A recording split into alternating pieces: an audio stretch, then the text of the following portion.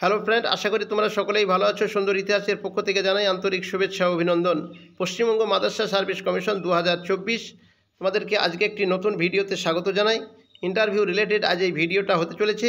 তো তোমরা জানো 2024 সালের জানুয়ারি মাসের 28 তারিখে টেট এক্সাম এবং মার্চ মাসের 3 তারিখে মেন এক্সাম হয়ে গেছিলো। তার অ্যান্সার কি একবার আসলেও তার ফাইনাল অ্যান্সার কি এখনও পর্যন্ত আসেনি এবং রেজাল্ট কবে আসবে এ নিয়ে আমরা ধন্দে রয়েছি। তো তোমাদেরকে বলবো রেজাল্টের জন্য অপেক্ষা না করে এখন থেকে তোমরা ইন্টারভিউয়ের জন্য প্রস্তুতি নিতে শুরু করো। তোমাদের যে 10 নাম্বার থাকবে ইন্টারভিউয়ে, সেই ইন্টারভিউয়ে 10 নাম্বার কী করে তোমরা পাবে, তো সেই জন্য তোমাদেরকে বলবো আমার এই ভিডিওটা তোমরা একবার দেখে নাও।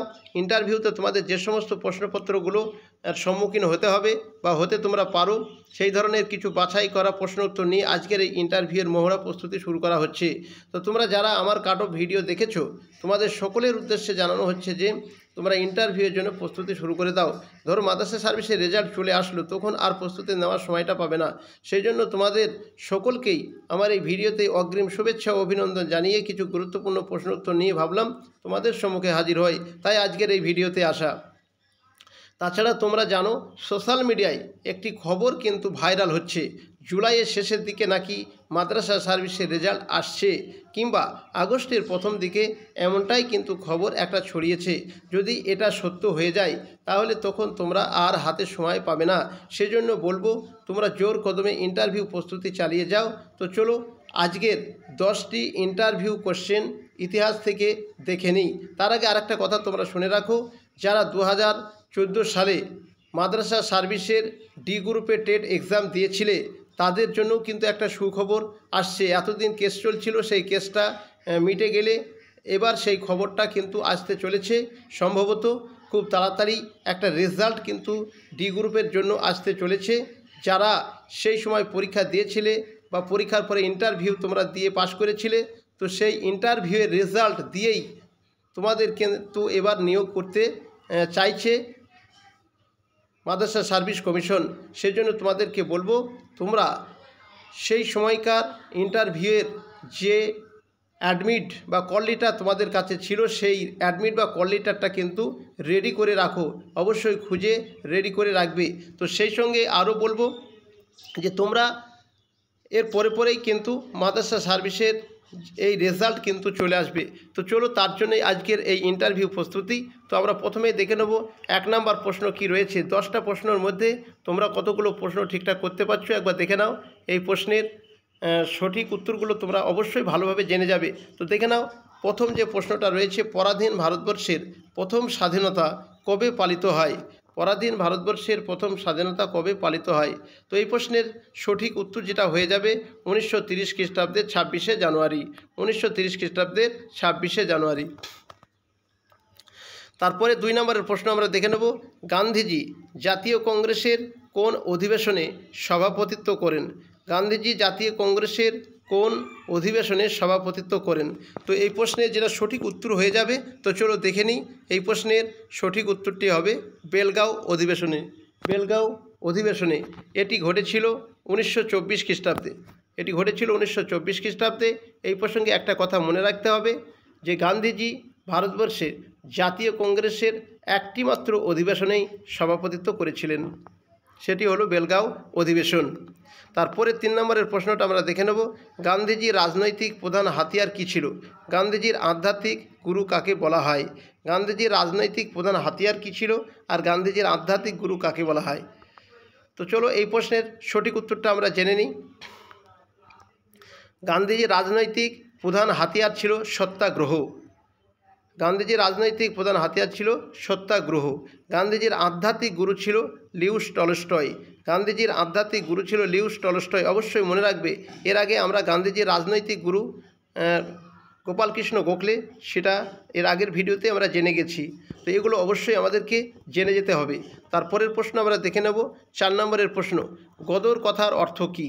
এই দলের প্রথম সভাপতি এবং প্রথম মুসলিম সহসভাপতি কে ছিলেন? তো চলো এই দুর্দান্ত প্রশ্নের উত্তরটা একবার দেখে নিই। গদর কথার অর্থ হলো বিপ্লব। এই দলের প্রথম সভাপতি ছিলেন মোহন সিং ভাকনা। মোহন সিং ভাকনা এবং প্রথম মুসলিম সহসভাপতি ছিলেন মোহাম্মদ বরকাতুল্লাহ। মোহাম্মদ বরকাতুল্লাহ। বিশেষ দ্রষ্টব্যতে রাখা হয়েছে 1913 খ্রিস্টাব্দে লালা হরদয়াল এটি মার্কিন যুক্তরাষ্ট্রের সান ফ্রান্সিসকো শহরে প্রতিষ্ঠাতা করেছিলেন। তারপরের প্রশ্ন আমরা দেখে নেব। 5 নম্বরে যে প্রশ্নটা রাখা হয়েছে, ভারতের প্রথম প্রকাশ্যে ত্রিবর্ণ রঞ্জিত জাতীয় পতাকা উত্তোলন করেন মাদাম কামা। কে ছিলেন এই মাদাম কামা? কোথায় তিনি এই পতাকা উত্তোলন করেছিলেন? ভালো করে মনে রাখতে হবে কে ছিলেন এই মাদাম কামা আর কোথায় তিনি এই পতাকা উত্তোলন করেছিলেন।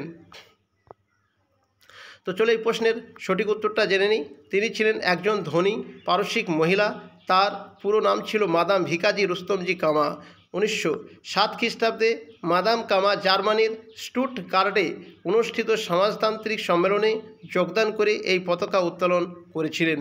বিশেষ দ্রষ্টব্যতে বলা হয়েছে, মনে রাখতে হবে এই পতাকার ওপর থেকে নিচে রং ছিল লাল, সবুজ, হলুদ এবং তার ওপর তির্যকভাবে হিন্দিতে লেখা ছিল বন্দে মাতরম শব্দটি।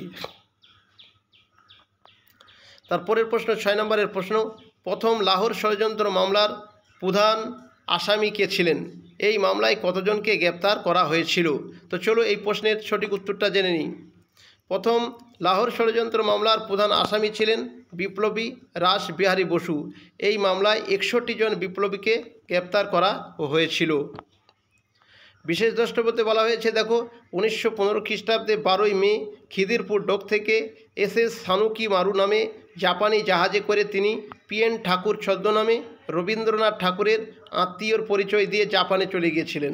অবশ্যই এই জায়গাগুলোকেও তোমাদের দেখে যেতে হবে। 7 নম্বরের প্রশ্ন দেখো, বুড়িবালামের যুদ্ধের অপর নাম কি? এই যুদ্ধের সঙ্গে জড়িত একজনের নাম বলুন। তো এই প্রশ্নের সঠিক উত্তরটা দেখে নাও। বুড়িবালামের যুদ্ধের অপর নাম চষাখণ্ডের যুদ্ধ। চষাখণ্ডের যুদ্ধ। এই যুদ্ধের সঙ্গে জড়িত একজনের নাম হলো বাঘা যতীন বা যতীন্দ্রনাথ মুখোপাধ্যায়। বাঘা যতীনের পুরো নাম হচ্ছে যতীন্দ্রনাথ মুখোপাধ্যায়।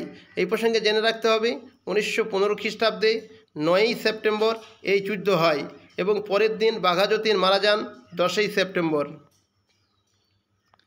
8 নম্বরের প্রশ্ন, 1909 খ্রিস্টাব্দের 1 জুলাই স্যার কার্জন উইলিকে হত্যা করেন মদনলাল ধিংড়া। বলুন তো এই মদনলাল ধিংড়ার বাড়ি কোথায়? কে ছিলেন এই স্যার জন উইলি? তো চলো এই দুর্দান্ত প্রশ্নের উত্তরটা আমরা জেনে নিই। তো ভারতের পাঞ্জাব প্রদেশে মদনলাল ধিংড়ার বাড়ি ছিল, এটা অবশ্যই জানতে হবে। তারপরের প্রশ্ন দেখো, স্যার কার্জন উইলি ছিলেন একজন উচ্চপদস্থ ইংরেজ কর্মচারী। 9 নম্বর প্রশ্ন, ইউরোপ থেকে যে দুটো প্রশ্ন দেওয়া হয়, আজকে 9 নম্বরের প্রশ্নতে দেখো নেপোলিয়নের যুগ বলতে কি বোঝায়? তোমরা জানো 2024 সালে যে মাদ্রাসা সার্ভিস এক্সাম হয়ে গেল, সেখানে 9-10-এর মেন এক্সামে এই নেপোলিয়নের সময়কালটা কিন্তু এসেছিল। তো এখানে সেই জন্য এই প্রশ্নটা রাখা হয়েছে। দেখো 1799 খ্রিস্টাব্দের 9ই নভেম্বর নেপোলিয়ন ফ্রান্স থেকে ডাইরেক্টরি শাসনের অবসান ঘটিয়ে ক্ষমতা দখল করেন এবং 1814 খ্রিস্টাব্দ পর্যন্ত অপ্রতিহত কর্তৃত্ব নিয়ে ফ্রান্স শাসন করেন। তাই 1799 খ্রিস্টাব্দে থেকে 1814 খ্রিস্টাব্দ পর্যন্ত সময়কালকে নেপোলিয়নের যুগ হিসাবে ধরা হয়। আজকে শেষ প্রশ্ন 10 নম্বরের প্রশ্ন দেখো, ইউরোপের ইতিহাসে কাকে বিপ্লবের সন্তান বলা হয় এবং কেন? তো এই প্রশ্নের যেটা সঠিক উত্তরটা হয়ে যাবে দেখে নাও। ইউরোপের ইতিহাসে নেপোলিয়নকে বিপ্লবের সন্তান বলা হয় কারণ নেপোলিয়ন ফরাসি বিপ্লবের সময় সাম্য নীতিকে বলবৎ করেন। কোড নেপোলিয়নের মাধ্যমে তিনি আইনগত সমতা ও যোগ্যতার মর্যাদা দানের ব্যবস্থা করেন এবং সামন্ততান্ত্রিক বিশেষ অধিকারের বিলোপ ঘটান। ইউরোপে সাম্য ও জাতীয়তাবাদের আদর্শ তিনিই ছড়িয়ে দিয়েছিলেন, তাই ঐতিহাসিক ফিশার বিপ্লবের সন্তান বলে অভিহিত করেন। তো এই ছিল আজকের ভিডিওটি কেমন লাগলো অবশ্যই জানাতে ভুল করবে না। ভালো থেকো, সুস্থ থেকো, দেখা হচ্ছে পরবর্তী অন্য কোনো একটি ভিডিওতে। Thank you for watching.